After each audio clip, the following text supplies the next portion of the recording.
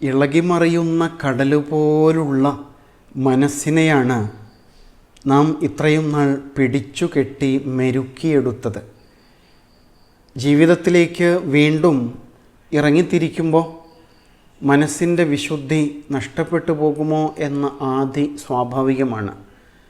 വിശുദ്ധ ഖുർആനിൽ അല്ലാഹു സുബ്ഹാനഹു വ തആല സൂറത്തു ആലു ഇമ്രാൻ 8-ാമത്തെ സൂക്തത്തിൽ സവിശേഷമായ ഒരു പ്രാർത്ഥന പഠിപ്പിക്കുന്നുണ്ട്. റബ്ബന ലാ തുസിഗ് ഖുലൂബന ബഅദ ഇദ് ഹദൈതന.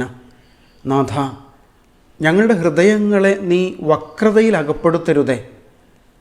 ഞങ്ങൾക്ക് നീ സന്മാർഗം കാട്ടിത്തന്നതിന് ശേഷം വഹബ് ലനാ മിൻ ലദുൻക റഹ്മ, നിന്നിൽ നിന്നുള്ള കാരുണ്യം ഞങ്ങൾക്കുമേൽ വർഷിച്ചാലും. ഇന്നക അന്തൽ വഹാബ്, നീ അനുഗ്രഹങ്ങൾ വാരിക്കോരി നൽകുന്നവനല്ലോ. വളരെ പ്രസക്തമായ ഈ പ്രാർത്ഥന നാം എല്ലാവരും പഠിക്കേണ്ടിയിരിക്കുന്നു.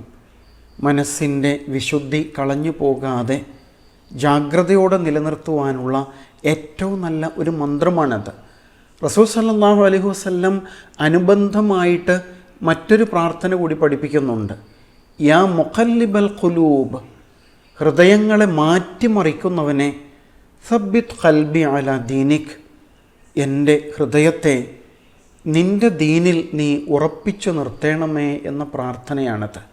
ഇത്തരം പ്രാർത്ഥനകൾ മനസ്സറിഞ്ഞ് നിർവഹിക്കുമ്പോൾ തീർച്ചയായും നേടിയെടുത്ത വിശുദ്ധി ഒരു നിധി പോലെ കാത്തു സൂക്ഷിക്കാൻ നമുക്ക് കഴിയുക തന്നെ ചെയ്യും. അല്ലാഹുവേ, അതിനുള്ള തൗഫീഖ് നൽകി ഞങ്ങളെ അനുഗ്രഹിക്കണമേ.